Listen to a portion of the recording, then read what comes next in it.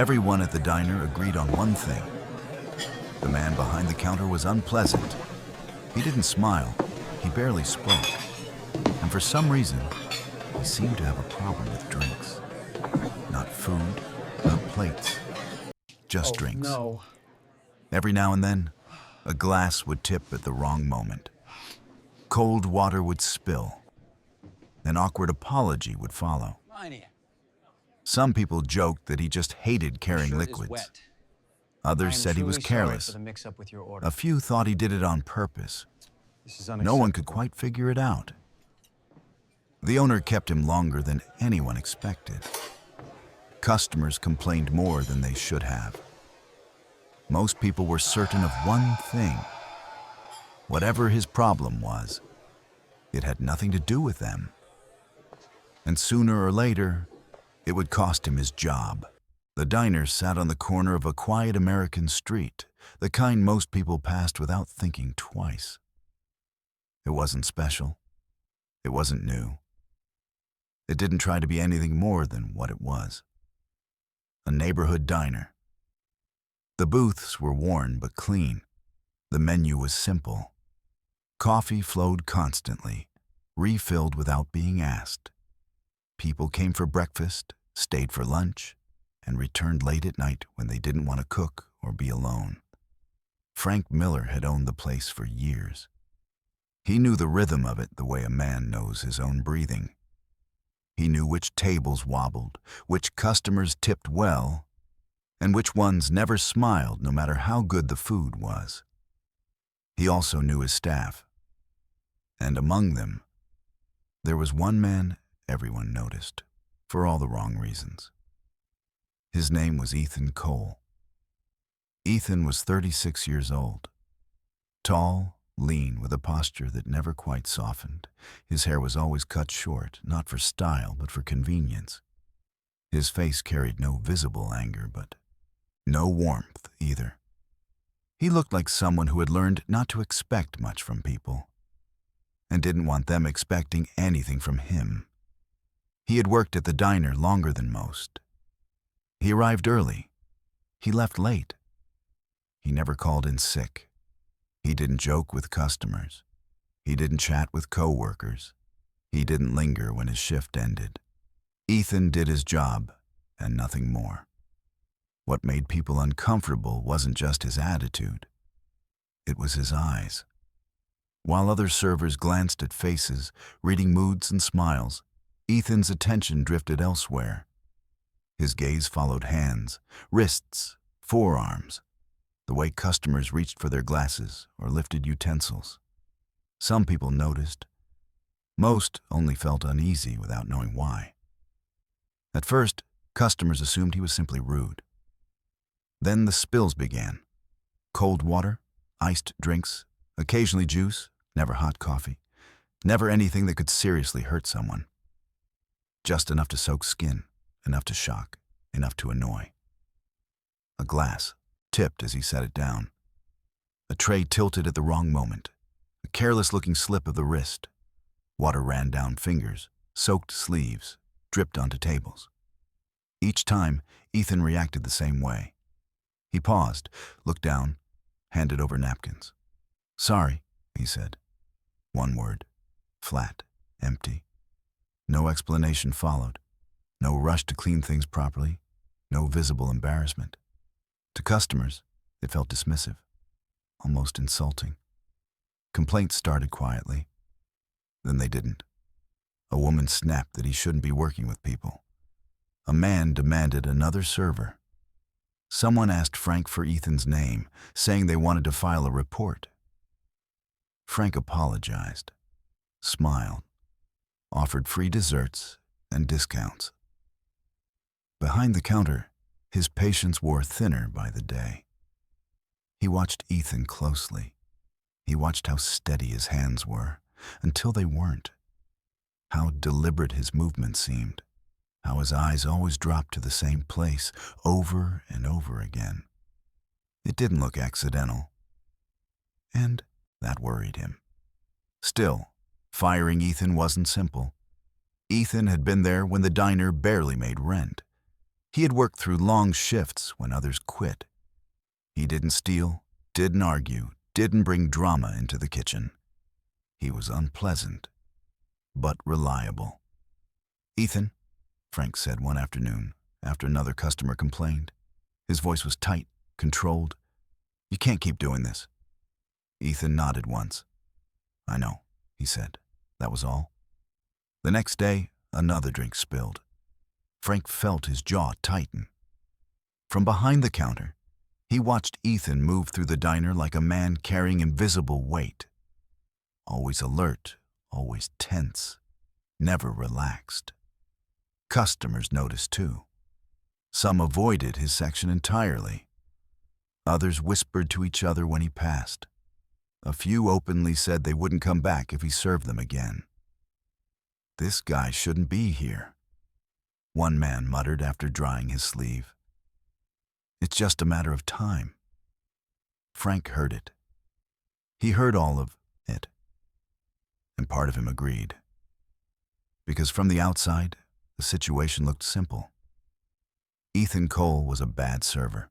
He was careless, cold, unfriendly. Someone like that didn't belong in a diner that depended on routine, comfort, and trust. Sooner or later, people believed, Frank Miller would have no choice. Sooner or later, Ethan Cole would be fired. The breaking point came on a quiet afternoon. The diner wasn't crowded. The lunch rush had passed, leaving behind half-empty booths and the low hum of casual conversation. Frank Miller stood behind the counter, reviewing receipts, when he heard the sharp sound of a glass tipping over.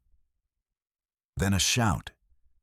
Cold water spilled across the table, running down a customer's arm and soaking the sleeve of his jacket. The man jumped back, anger flashing instantly across his face. This time, he didn't calm down. Ethan Cole froze for a brief second. He reached for napkins, placed them on the table, and muttered the familiar apology. "Sorry." It wasn't enough. The customer stood up, his chair scraping loudly against the floor. His voice rose, drawing attention from every corner of the diner. He accused Ethan of carelessness, then of disrespect, then, finally, of doing it on purpose. Frank moved quickly, stepping between them before the situation escalated further. He apologized, offered to cover the cleaning bill, and promised it wouldn't happen again. The customer wasn't interested in promises. He demanded names. He threatened complaints. He mentioned lawyers. When he said the word lawsuit, the diner seemed to go quiet. Frank felt a familiar knot tighten in his chest. The man's anger didn't fade when he left. It lingered in the air long after the door closed behind him. Other customers avoided Ethan's section for the rest of the afternoon. A few whispered as they paid their checks. Frank knew this was different. This wasn't just another complaint. After closing, Frank called Ethan into the small office behind the kitchen. The room smelled faintly of coffee and cleaning supplies. The walls were lined with old invoices and faded photos of the diner from years ago. Frank didn't yell. That almost made it worse. He spoke slowly, carefully, explaining what the customer had said, how serious the threat sounded, how fragile the business could be if word spread. "I can't protect you forever," Frank said, "and I can't afford to lose this place." Ethan listened without interrupting. His expression didn't change.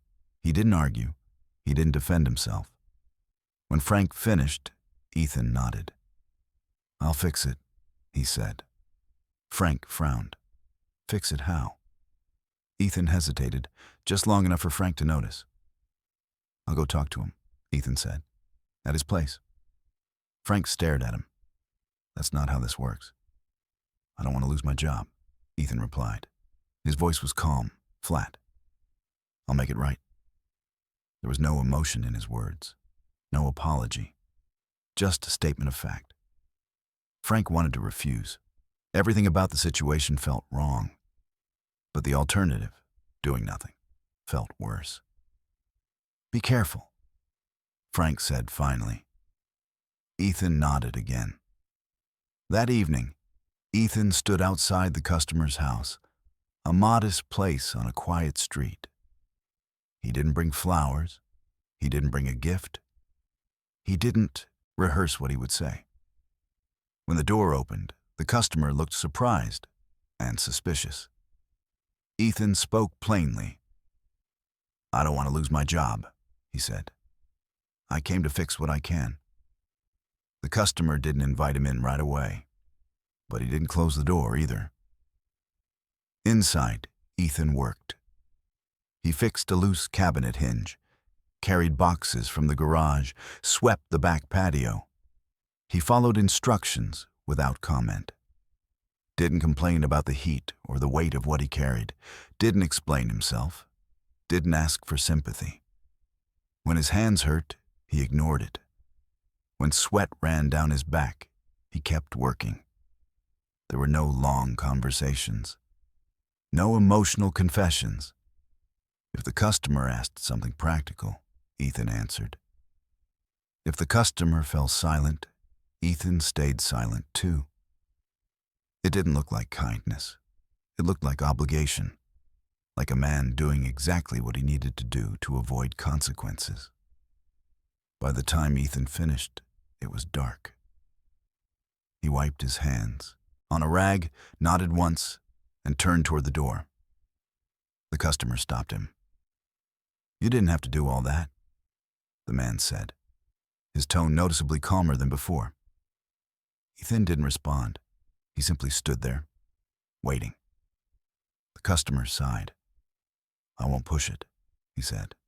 "I'll talk to your boss." Ethan nodded again. The next morning, Frank received the call.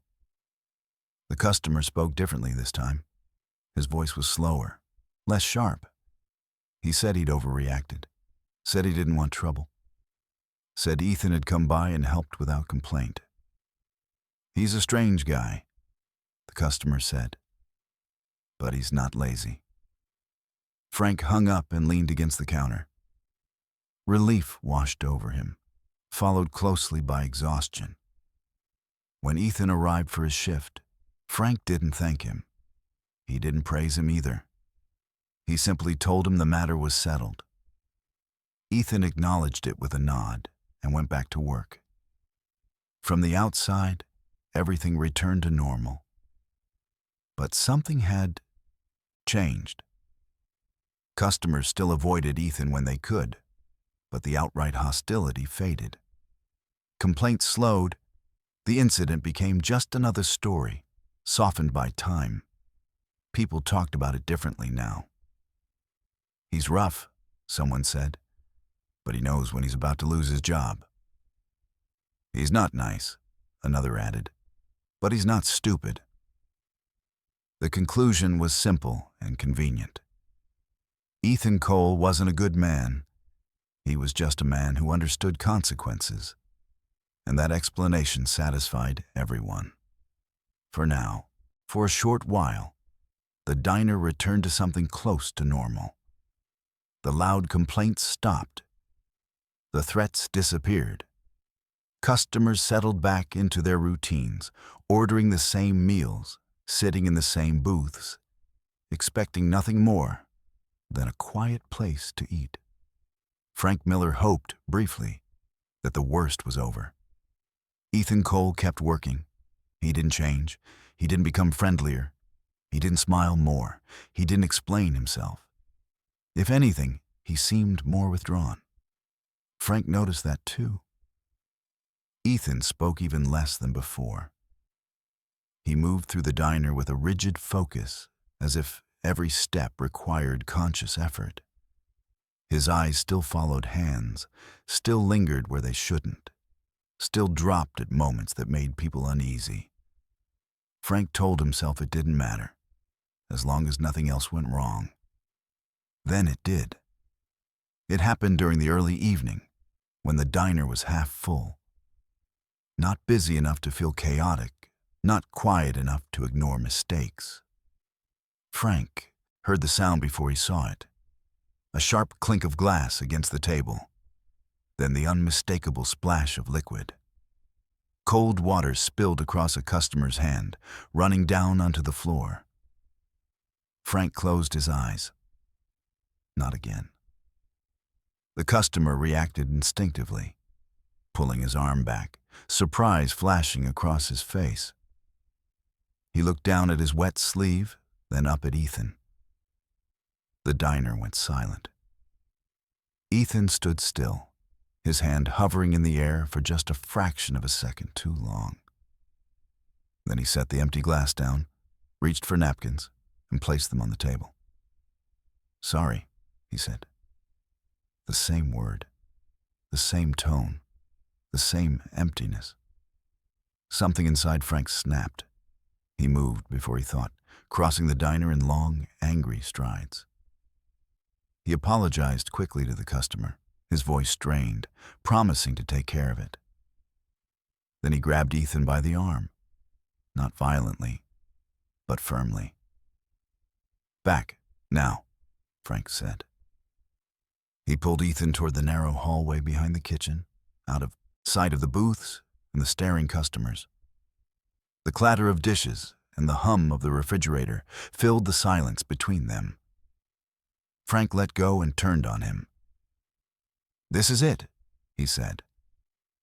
His voice shook despite his effort to control it. "This is the last time." Ethan said nothing. Frank continued, words spilling out faster now. He spoke about the business, about reputation, about how close he had come to losing everything before. He spoke about trust and how thin it had worn. "I've defended you," Frank said. "I've covered for you. But I can't do it anymore." Ethan listened, expression unreadable. "You do this again," Frank finished, "and you're done. No more chances." Ethan nodded once. "I understand," he said. Frank held his gaze, searching for something, regret, frustration, anything. There was nothing. They returned to the dining area together. Frank stepped forward first, placing himself between Ethan and the customer. He apologized again, more carefully this time, offering to replace the drink, to cover the cleaning costs, to make it right. The customer waved him off. "It's okay," the man said. "Really?" Frank blinked, caught off guard. The customer looked at Ethan briefly, not with anger, not with suspicion, just a long, unreadable glance. "No harm done," he added. "It was an accident." Frank forced a smile, thanked him, and watched as the man gathered his things and stood up. He paid at the register, nodded once, and walked out the door. The bell above the entrance chimed softly. Ethan watched him go. Something changed in his posture. Just slightly. His shoulders tensed. His eyes followed the man through the window as he crossed the street. Then Ethan turned and moved quickly toward the door. Frank noticed too late. "Ethan," he called. Ethan didn't stop. By the time Frank reached the entrance, the sidewalk outside was empty. The customer had already disappeared into the evening crowd. Ethan stood just beyond the door, scanning the street, his breathing shallow, his gaze moving with sudden urgency. Then it passed. Whatever had driven him forward seemed to drain away. He stood there for a moment longer, then turned back inside. Frank stared at him. "What was that?" Frank asked. Ethan didn't answer. He went back to work. The rest of the shift passed in heavy silence. No more spills, no more incidents. But the tension lingered, thick and uncomfortable. Frank couldn't shake the image of Ethan rushing toward the door. That hadn't looked careless. It had looked desperate. After closing, Frank sat alone in the diner, lights dimmed, listening to the quiet. Ethan finished cleaning, methodical as always, and gathered his things. At the door, he paused. "Frank," he said. It was the first time he had spoken first in a long while. Frank looked up. "I know this was my last chance," Ethan said. His voice was steady but lower than usual. "Just one more day." Frank studied him. He saw exhaustion. He saw strain. He saw something like fear, carefully buried beneath control. Frank didn't understand it, but he understood enough to hesitate. "Tomorrow," Frank said finally. "That's it." Ethan nodded. "Thank you," he said. Frank watched him leave, unease settling deep in his chest. He had wanted to fire Ethan. Part of him still did. But another part, the part that had seen too many people break quietly rather than loudly, felt something else. Suspicion. Because nothing about Ethan's behavior made sense anymore. Not the spills, not the silence, not the way he chased after a man who had just forgiven him. It was as if Ethan wasn't reacting to mistakes. It was as if he was searching for something. And whatever it was, it hadn't shown itself yet. Time passed. Not much changed in the diner. But something settled into the air. An uneasy quiet that Frank Miller couldn't shake. Ethan Cole continued to work, quieter than ever. He made no more obvious mistakes. No drinks were spilled. No complaints reached the counter. But Frank noticed something else. Ethan watched the door. Not constantly, not obviously. Just enough to make Frank uneasy. Every time the bell above the entrance chimed, Ethan's posture shifted. His eyes lifted, alert for a brief second, before returning to whatever task he was doing. It was as if he was waiting. Frank didn't ask. Ethan didn't explain. Then, one evening, the door opened, and the bell rang. The man who stepped inside looked ordinary. Middle-aged, average build, dressed neatly but without anything memorable. He paused just inside the entrance, scanning the room before choosing a booth near the window. Frank recognized him. It was the same customer from weeks earlier. The one who had forgiven Ethan so easily. The one Ethan had chased outside. Frank felt a chill move through him. Ethan saw him too. For the briefest moment, Ethan froze. The glass he was holding trembled slightly in his hand. Then he turned toward the counter, reaching for a tray. Frank reacted without thinking. "Let me handle it," he said. The word surprised even him. Ethan stopped, looked at Frank. There was something sharp in his eyes now, something Frank hadn't seen before. Frank took the glass from Ethan's hand. "I've got it," he repeated. He walked toward the booth, his heart beating faster with each step. He didn't fully understand why he was doing this, only that something about Ethan's stillness unsettled him deeply. As Frank set the glass down, he tilted it, just slightly. Cold water spilled over the man's hand. The reaction was immediate. The man jerked back, knocking his chair against the floor. His breath caught sharply, panic flashing across his face. Not anger, not annoyance, but fear. He stood up too quickly. "No," he began, then stopped himself. His other hand moved instinctively to his sleeve. He tugged his jacket off in a rush, exposing his forearm. Frank saw it. A long, uneven scar stretched along the length of the man's arm. Pale and jagged, old but unmistakable. Before Frank could react, a voice cut through the diner. "Don't move!" Ethan's shout was raw, commanding, nothing like the quiet, unpleasant server the customers had grown used to. The man turned and ran. The diner erupted into chaos. Chairs scraped. Someone yelled. Plates shattered as Ethan vaulted over the counter and sprinted for the door. Frank stood frozen for half a second, then followed. Outside, the street was crowded. lights flickering on as evening settled in. The man pushed through pedestrians, glancing back in panic. Ethan was faster. Years of restraint broke loose in his stride. He tackled the man to the ground just before the corner, the two crashing onto the sidewalk. The man struggled, desperate, swinging wildly, but Ethan pinned him down with brutal efficiency. "Stop fighting," Ethan said, his voice low and controlled. "It's over." The man went still. Police arrived minutes later, drawn by calls and shouting. The scene was messy, confusing, filled with questions no one could yet answer. Ethan gave his name, gave no resistance, asked for one thing only: "Take him in." At the station, the noise faded into fluorescent-lit silence.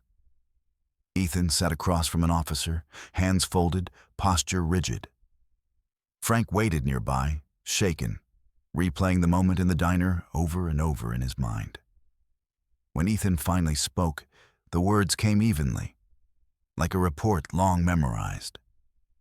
He had once been a police officer, years ago. He had gone undercover with his partner, tracking a violent criminal connected to a string of assaults. The man was careful, always masked, never seen clearly. He had spoken little, but one detail had stayed with Ethan: a promise. The suspect had told his girlfriend he would take her to a specific diner, a small place, ordinary, easy to remember, this diner. When the arrest attempt came, it went wrong. The suspect fought back. Ethan's partner was struck badly. During the struggle, Ethan had managed to wound the suspect's arm, a deep slash that bled heavily. But the man escaped. Ethan never forgot the scar, never forgot the diner, never forgot the sound of his partner falling. The case went cold. Ethan left the force soon after. But he stayed. He took a job at the diner, not because he wanted to, but because it was the only place the man had ever promised to return to. Years passed. Ethan waited. He watched hands, watched arms, spilled drinks on purpose, cold ones, just to see skin. Every complaint, every insult, every near firing, he endured it all, because he knew. If the man was still alive, if he ever returned, this was where he would come. When Ethan finished speaking, the room was silent. Frank felt something heavy settle in his chest. Everything made sense now. The spills, the silence, the stare at hands. The unpleasant man behind the counter had never stopped being what he was. He had never left the job. The diner reopened 2 days later. Nothing looked different. The same booths, the same counter, the same bell above the door. To anyone passing by, it was just another small place serving familiar food on a quiet street. The kind of place where stories came and went without leaving marks. But for Frank Miller, everything had changed. He moved through the diner more slowly now, noticing details he had ignored for years. The faint scratch on the counter near the register, the uneven tile by the back hallway, the silence that settled between sounds. Ethan Cole returned as well. He came in early, as he always had. He tied his apron, washed his hands, and stood behind the counter without ceremony. There was no announcement, no acknowledgement of what had happened. He looked the same. And yet, he didn't. The tension that had once lived in his shoulders was gone. The alert stiffness in his posture had eased, replaced by something quieter. He still didn't smile, still didn't talk much, but there was no longer a sense that he was bracing himself against something unseen. The waiting was over. Frank watched him for a while before speaking. "Ethan," he said. Ethan turned. "Why did you do it?" Ethan asked. Frank raised an eyebrow. "Do what?" "That night," Ethan said. Why did you pour the water instead of me? Frank didn't answer right away. He leaned against the counter, looking past Ethan, toward the window where the evening light was beginning to fade. There was a night, Frank said finally, a long time ago. Ethan said nothing. I stayed late, Frank continued. Couldn't sleep, came back to check the place. He paused. I saw you sitting right there. He nodded toward the booth near the back wall, lights off, head down. Frank swallowed. You were holding something, he said. A photograph. Ethan's jaw tightened slightly. You didn't notice me at first, Frank went on. You were crying, not loud, just quietly, like you didn't want anyone to hear. Frank shook his head. I almost walked away. He took a breath, but I couldn't. He looked at Ethan then. I didn't ask you about it, Frank said. Didn't ask what the photo was, didn't ask who was in it. Ethan waited. I just thought. Frank hesitated, searching for the right words. Anyone who carries themselves the way you do, anyone that closed off, must be carrying something heavy. Frank let out a short, tired laugh. I didn't know what it was. Still don't. Not really. He shifted his weight, uncomfortable. But when that man came back, he said, and I saw the way you froze, I remembered that night. Frank looked down at his hands. I didn't know what I was sharing with you when I poured that water, he said. I just knew I didn't want you standing there alone again. The diner was quiet. Ethan reached into the pocket of his jacket. He pulled out a worn photograph. The edges were bent, the surface creased from being folded and unfolded too many times. He placed it on the counter between them. Frank looked down. The photo showed two men. Both were younger. Both wore uniforms. Both were smiling, not for the camera, but at something just outside the frame. One of them was Ethan. The other man's arm rested casually across his shoulder. Frank felt his throat tighten. One of us didn't make it, Ethan said quietly. Frank nodded. I figured. Ethan picked the photo back up, holding it carefully. I stayed because I didn't know how to leave, he said. I stayed because that place was the last thing he talked about. Frank didn't interrupt.